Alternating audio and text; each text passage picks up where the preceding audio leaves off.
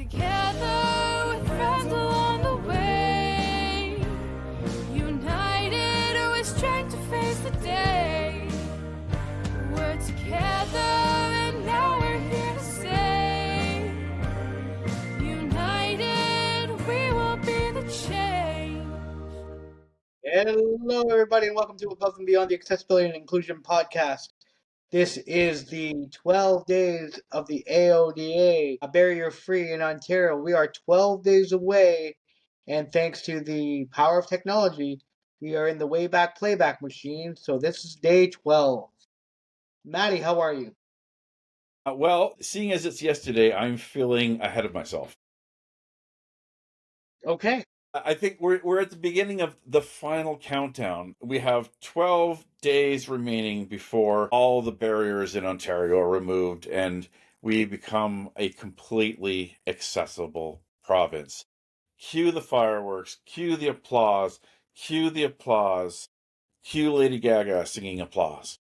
This is everything we've been waiting for, Maddy. 20 I years in the know. making, and we're going I to know. finally achieve accessibility in a barrier-free Ontario. Are you with me? 1, 2, 3. Yay! Yay. Okay. All right. Enough. Yes, like we don't have sargaps, we have sarcasms. Yes, we got a lot of sargassums too. Exactly. No, it's Maddie, it's hard. We've both put in our accessibility report cards for the year end 2024, and they're trending in not the right direction, and there's a lot more work to be done. Yeah. I mean, I think that interest, motivation, recognition, understanding of accessibility is certainly has improved. The actually stepping into the changes necessary, the removal of the barriers has been, I sometimes feel like we're on a treadmill and sometimes the speed slows down and we feel like we're getting ahead.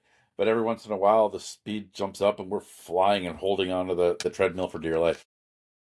Yeah, I mean, where do we go from here? It's the attitudes really that are preventing accessibility. Talk is one thing, but actually taking the action is another.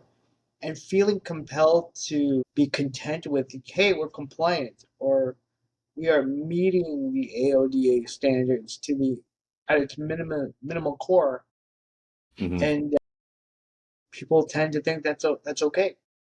But as you said, Yeah. and I'm feeling it too. That I think more and more we're now seeing allies, yourself, myself, and lived experiences being more and more prevalent. And I'm hoping, and I'm having this optimistic approach, cautiously optimistic, that Yes. come 2025 we'll actually see visible change that we can actually be proud of.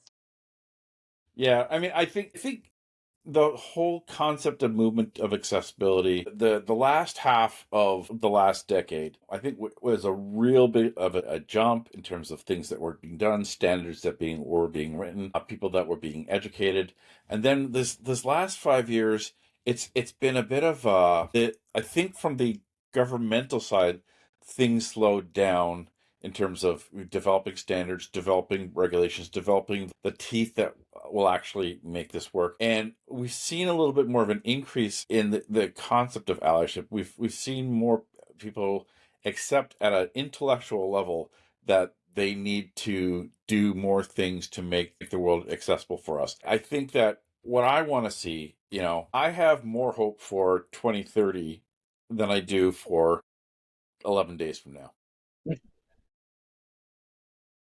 I think that what do I want for Christmas, Hanukkah, and New Year's? I really want there's two things that I want. There's two things that I think will actually do justice to the hope that was in the AODA, and that is just bursting through that attitude barrier and having regulations with teeth.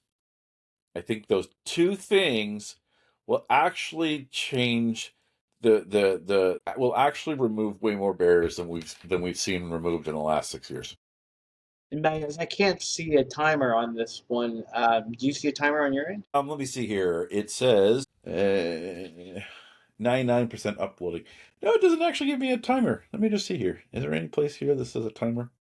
We're trying out a new system new for our software. recording here. New system, So yeah.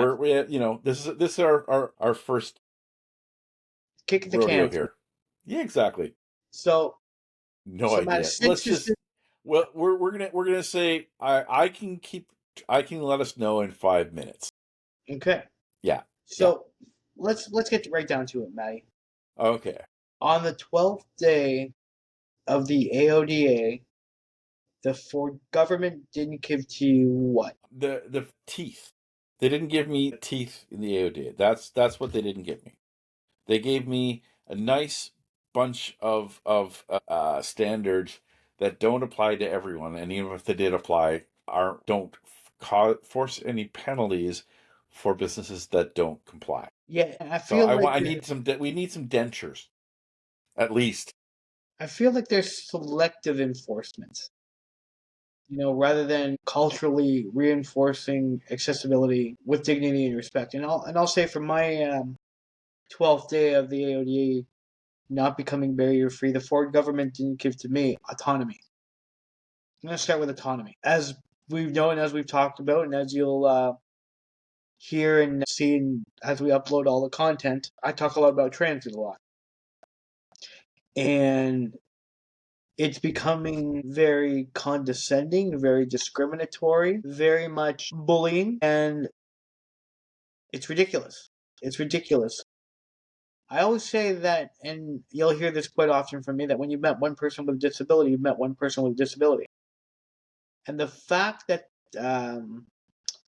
things are just getting to this level towards the end of 2025 is downright ridiculous. Yeah, we know there's challenges. One of the most frequent things we hear from other people with disability in this province is transit and transportation. It's a real challenge that we have a secondary and subsidiary and tertiary. We are not part of the main transit system, even though sometimes the transit organization is in the same umbrella. We're treated separately. We're funded separately. If there's, we have found so many times that in order to have that paratransit survive, they have to cut costs, which means cutting service, which means, making things more challenging. It is, here's another wish list for the next 5 years. All right. We need to make transit and transportation standards that are that meet that do more than meet our needs, right? That like you get evaluated sometimes, doesn't meet expectations, meets expectations, exceeds expectations. I would love us to get to meets expectations, but I want us to aim for exceeding expectations, because that's not where we have right now. I think sometimes when we set the standards so low that just hitting the standard on any given day is treated like, oh, well, I mean, come on, we did that. And we've talked so many times on the podcast about how it sometimes feels like when we're given any kind of service that we should be thankful just for being given anything. Yeah. I did find out, by the way, where the timer is, and we're at 10 minutes and 18 seconds. So we should probably wrap up this video and get ready for day 2. All right. Yeah, it's about being content with what we're given rather than fighting for what we deserve. And because because the majority of people with disabilities are content with what we're given, it seems to be the resolution for everybody. But hey, that's day 12 for the 12 days of the AODA. Maddy, hit the music. Together with friends along the way, united with strength to face the day.